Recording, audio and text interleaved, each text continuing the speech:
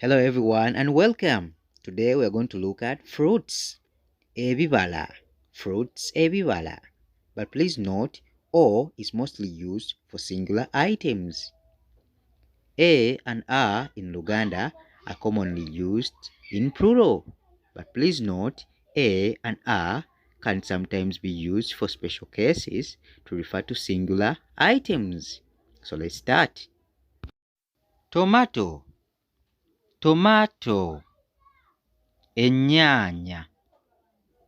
Ennyaanya. Tomatoes in plural are ennyaanya. Mango.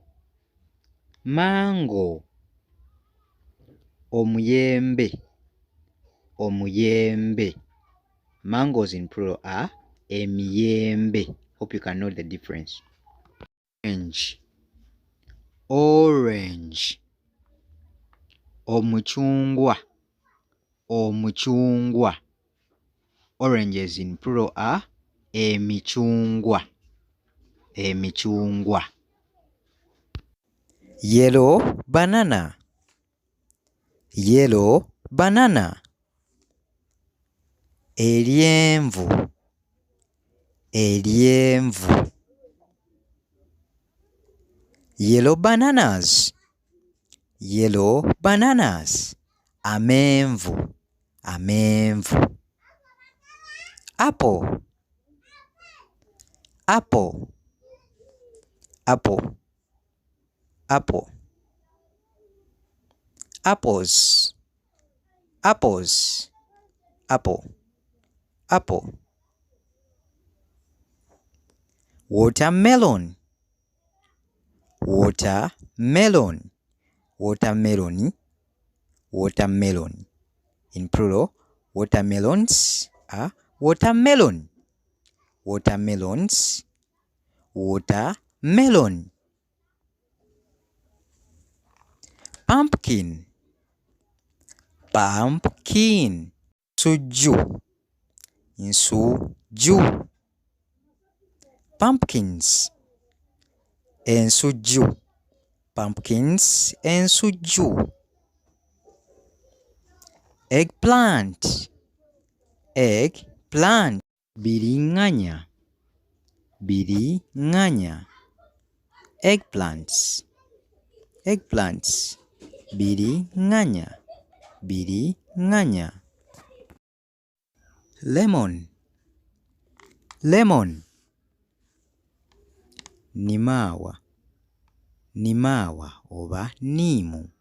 Nimu. Lemons. Enimawa oba enimu. Lemons. Enimawa oba enimu. Jackfruit.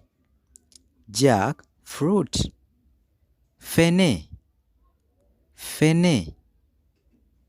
Jackfruits. Fene. Jackfruits. Fene. Onion.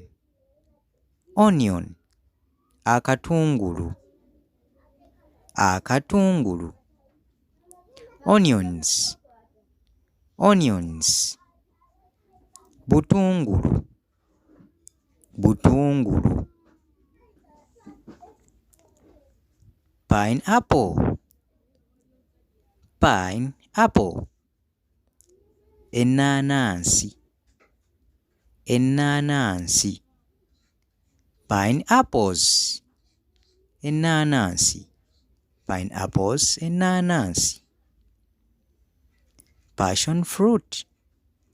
Passion fruit. Akatunda. Akatunda.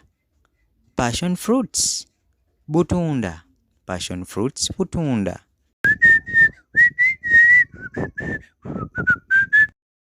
Popo. Popo. Epapali. Epapali. Amapapali. Popos. Amapapali. Popos. Amapapali. Thanks very much for watching. Bye bye. Mweraba.